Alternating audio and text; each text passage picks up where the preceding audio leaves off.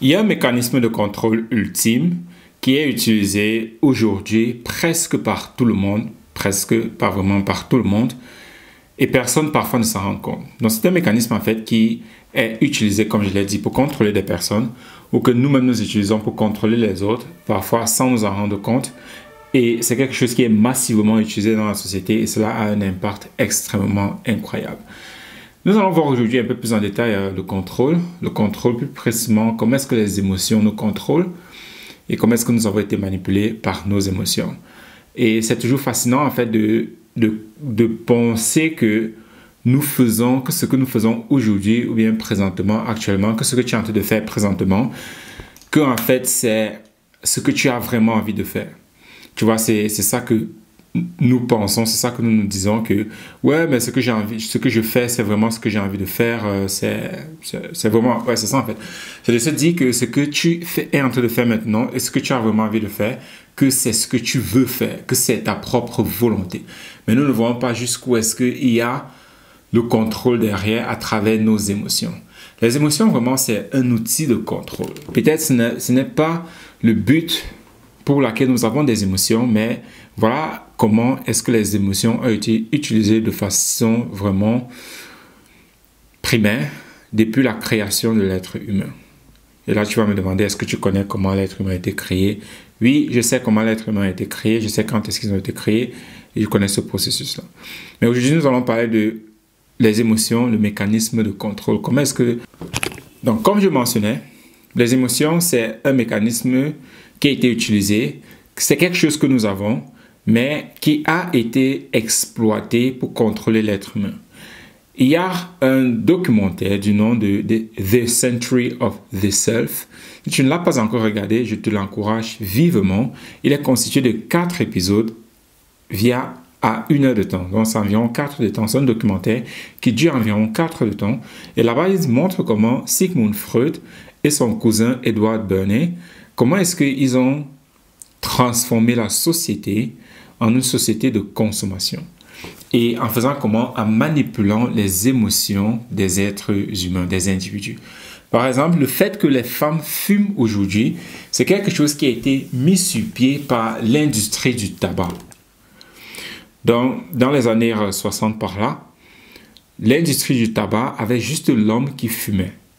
Et pour augmenter dans la consommation, c'est là donc qu'ils ont organisé, ils ont fait des recherches là-dessus et celui qui était à la tête de ces recherches, c'est Edward Bernays. Si tu ne connais pas qui il est, fait des recherches là-dessus, c'est le cousin de Sigmund Freud.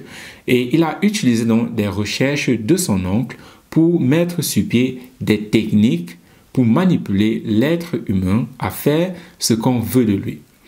Et cet exemple-ci est vraiment, vraiment, vraiment fascinant parce que l'idée derrière, si je prends cette campagne qu'il a fait pour inciter la femme à fumer. Parce qu'avant, la femme ne fumait pas. C'était sale, c'était pas propre du tout pour une femme. C'était dangereux pour une femme, même comme c'est là aussi pour les hommes. C'était dangereux de fumer. Et ce n'est que l'homme qui fumait. Et la campagne alors, parce que l'industrie du tabac, parce que si vous avez seulement les hommes qui consomment, ça veut dire que ce n'est que 50% de la population qui peuvent avoir accès à votre produit. Et alors, eux, ce qu'ils ont fait pour augmenter leur chiffre d'affaires, c'était comment faire de telle sorte que la femme aussi soit une consommatrice de notre produit. Et c'est donc là que les campagnes d'Edward Bernays ont commencé. Et la campagne vraiment qui a été le turning point, donc le point vraiment non-retour, où la femme a vraiment intégré la consommation de la cigarette, c'était quand il y avait une démarche, ça c'était à New York, quelque part là-bas aux États-Unis. Il y avait une marche et il y avait un groupe de femmes qui marchaient. Et ce groupe de femmes-là marchait parce qu'il y avait aussi, durant ce point-là, un problème concernant la liberté de la femme, la liberté et l'émancipation de la femme. Et alors, ils ont engagé un groupe de femmes. Et ce groupe de femmes-là, à midi, chacune a allumé une cigarette. Elle avait la cigarette à la main. Elle ne fumait pas forcément. Elles avaient des cigarettes à la main. Et quand on leur a demandé mais pourquoi est-ce que vous avez des cigarettes à la main? Ils ont dit c'est pour la liberté de la femme. C'est la torche de la liberté. Donc c'est pour la liberté de la femme. Et voilà comment c'est devenu un symbole du libéralisme où les femmes, à partir de ce moment, ont commencé à fumer. Pas parce qu'elle voulait fumer, mais parce qu'elle voulait ascerner ou bien elle voulait certifier leur liberté. Donc, c'est parti sur le point que avoir de la cigarette, c'est de la liberté. Donc, voilà comment l'industrie du tabac et Edward Bernays, plus précisément, utilise la cigarette ou bien utilise la liberté, un concept que nous tous, nous mettons de la valeur dessus. Nous voulons tous être libres, mais il utilise la cigarette parce que l'industrie du tabac avait besoin d'augmenter leur chiffre d'affaires. Alors, tout le monde veut la liberté. On parle de freedom. Everybody wants freedom. On utilise alors la liberté et on dit une femme qui fume, c'est une femme libre. Et c'est là donc que la femme, même comme elle ne voulait pas fumer, mais parce qu'elle voulait la liberté, a commencé à fumer. Parce que pour elle, c'était un symbole de liberté. Voilà comment on utilise les émotions de l'individu pour le manipuler sans qu'il ne s'en rende compte. Et là, on peut se poser la question, mais qu'est-ce que être libre a à voir avec fumer? Rien. Mais juste qu'on a donné cette association-là. C'est un peu comme aujourd'hui des personnes qui... Quand vous voyez une personne, par exemple, qui a une grosse voiture, une Mercedes, pas forcément une Mercedes, ça dépend aussi de la Mercedes, une Ferrari, une Lamborghini, une Bugatti, directement, nous associons une certaine valeur, un certain statut à cette personne-là. C'est comme ça que nos émotions nous manipulent et nous fait faire des choses qui ne sont à 99% pas logiques. Ce qui fait que nous sommes dans un monde où nous sommes principalement et uniquement contrôlés par nos émotions et ce qui fait que nous ne prenons jamais des décisions par nous-mêmes. Nous sommes constamment à la quête d'une certaine sensation. Nous sommes constamment poussés à faire certaines choses, pas parce que nous le voulons vraiment, mais parce que nous recherchons un certain plaisir, un certain ressenti, une certaine émotion. D'une part, on peut dire c'est nickel. Oui, je me fais plaisir, je voyage, je me tape de bonnes fringues, tout cela. D'une part, on peut se dire oui, ben, ça te fait avoir toutes ces choses-là qui te font plaisir. Mais de l'autre part, quand on regarde, parce que tu passes constamment ton temps à pourchasser, rechercher des choses que tu ne veux pas vraiment, mais tu le fais juste par émotion, pas par principe, pas parce que tu le veux vraiment, alors on se retrouve toujours dans des situations où on n'est jamais heureux. Et c'est vraiment fascinant parce que on nous a vendu le rêve que si tu suis en fait ta passion, tes émotions, tu seras heureux. C'est ça être heureux. Mais aujourd'hui dans la société, nous sommes plus malheureux que jamais, nous sommes plus tristes que jamais et plus on suit ses émotions, plus on se dit « Ah, je dois encore suivre plus mes émotions ». Ce qui fait que nous tombons dans ce cercle vicieux où nous n'avons pas de fin. Nous suivons les émotions, on suit nos émotions parce qu'on veut être heureux. Mais plus on suit nos émotions, plus cela nous rend malheureux et plus on se dit on doit encore plus suivre nos émotions.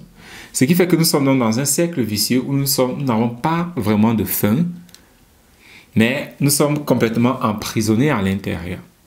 Où chaque personne, quel qu'en soit son niveau, il est toujours triste, il est malheureux parce qu'il y a toujours quelque chose qui manque. Pourquoi? Parce que tout ce que nous faisons jusqu'à présent, ce n'est pas vraiment fondé sur des valeurs vraiment internes que nous avons.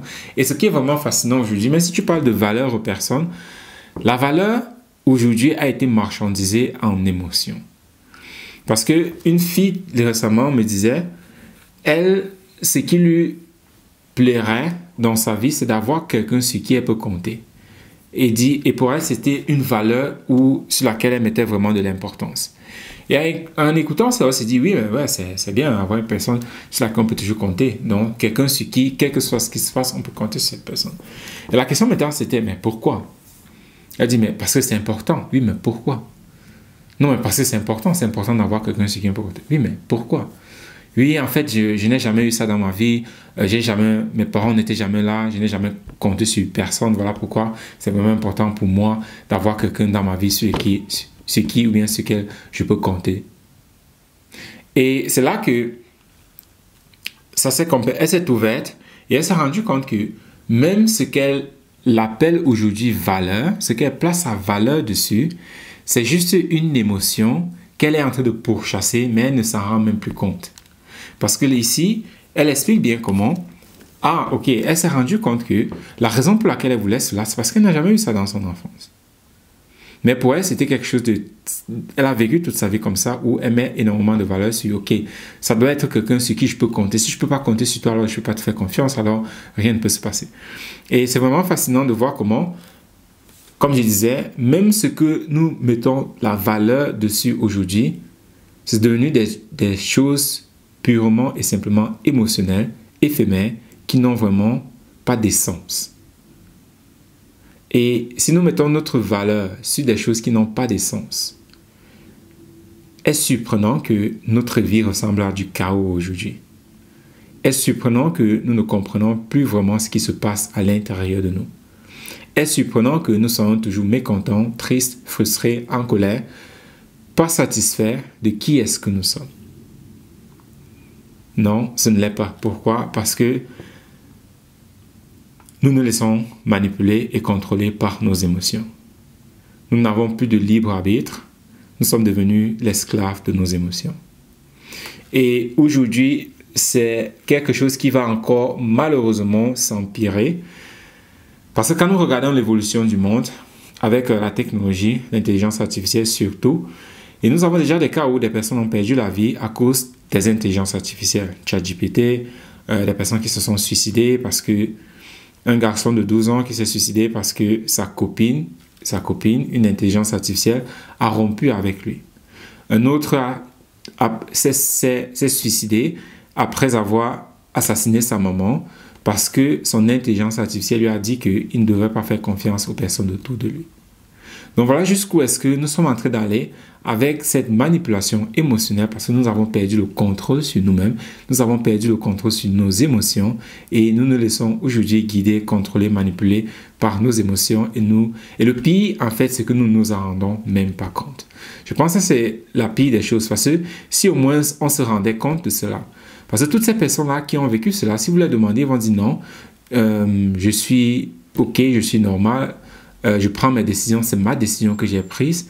Être avec cette intelligence artificielle, assassiner ma maman, mettre fin à ma vie, c'est ma propre décision que j'ai prise.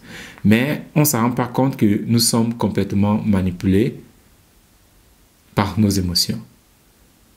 Donc, c'est fascinant et en même temps, c'est aussi vraiment le temps où nous avons la possibilité de créer quelque chose de nouveau. Oui, nous avons cette possibilité-là. La question maintenant, c'est comment?